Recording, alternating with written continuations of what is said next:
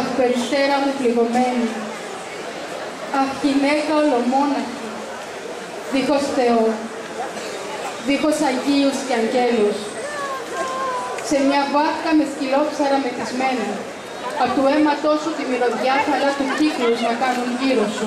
Ο δρόμος που θα στηρίξει επιτέλους την εργαζόμενη γυναίκα και μητέρα.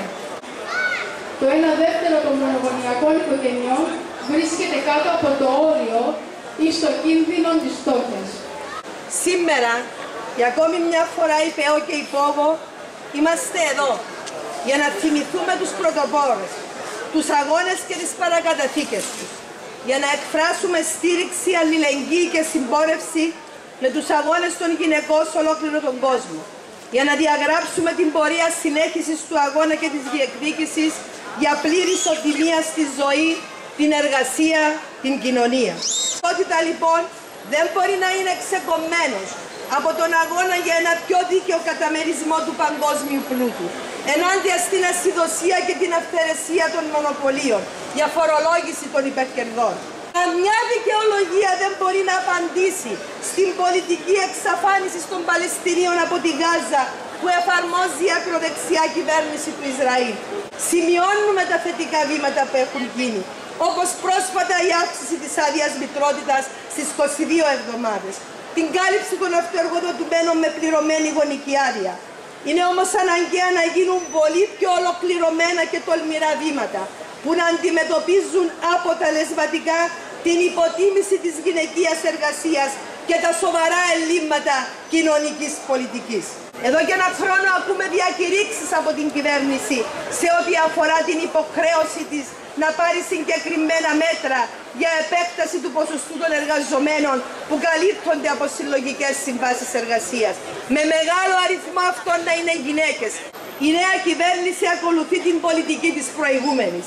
Εφάπαξ χορηγίες σε κάποιες ομάδες, αφήνοντας άλλους έξω, όπως είναι οι χαμογελοσυνταξιούχοι, αποφάσεις που μετατρέπουν την κοινωνική πολιτική σε κρατική φιλανθρωπία.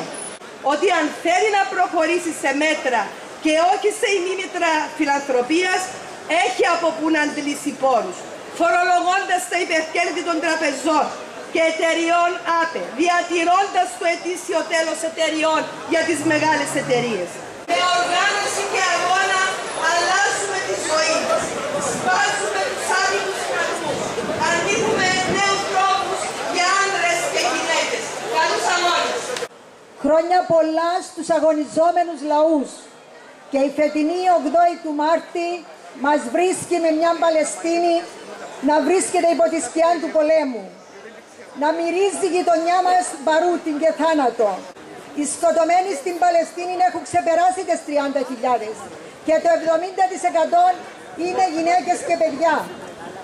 Μπορεί η κυρία Ούρσουλα φον ντερ Λάιεν να προσπαθεί να ανοίξει διαδρόμους για να στέλνετε ανθρωπιστική βοήθεια, από την άλλη όμως πρώτα απ' όλα έπρεπε να τερματίσουν τον πόλεμο, τους βομβαρδισμούς, τους σκοτωμούς. Έχει αναφερθεί προηγουμένως τα θέματα το πρόσφατο με την επέκταση της άδειας μητρότητας. Από εμάς εξαρτάται, γιατί το μήνυμα από αυτήν την απόφαση είναι ότι όταν διεκδικάς θα κερδίσεις, θα το πετύχεις. Ζήτω η 8η του Μάρτη του 1857, ζήτω η 8η του Μάρτη του 2024, μαζί στις αγώνες. Η 8η του Μάρτη, σύμβολο αγώνα, θα μας οδηγεί και τούτο τον αιώνα. On the occasion of International Women's Day, on behalf of my sister and Palestinian women in Cyprus, to the women of Palestine and the Arab world, I extend my deepest congratulations and blessing, wishing them happiness, success and peace. Palestinian women fought and struggled in all its forms and sacrificed their soul for the sake of Palestine. She was the martyr, the prisoner and the wounded of whom all our people are proud.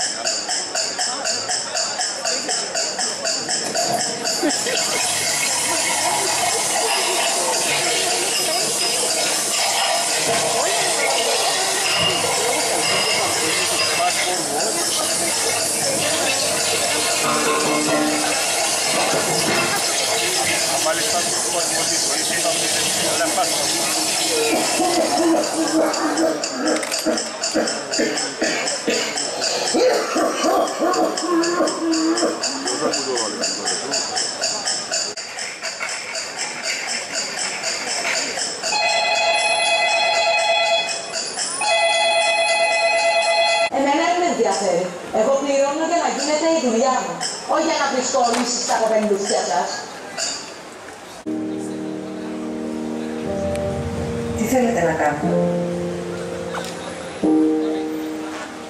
Να αφήσω τον μωρό μου?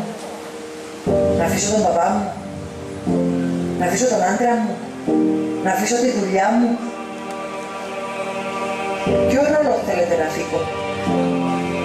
Το ρόλο της μάνας? Της κόρης? Της συζύγου? Της εργαζόμενης? Ποιο ρόλο θέλετε να αφήσω?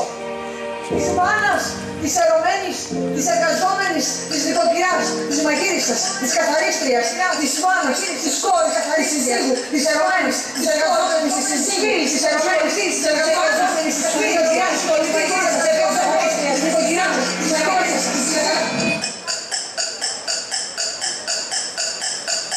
ποιον κράτος θα με στηρίξει?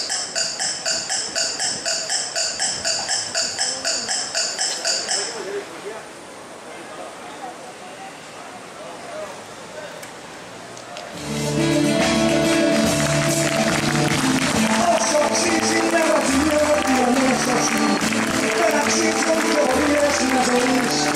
Γυναίκα με πιο χαμηλά από συμφώνια, γυναίκα μία σωστός, είναι το παιδί.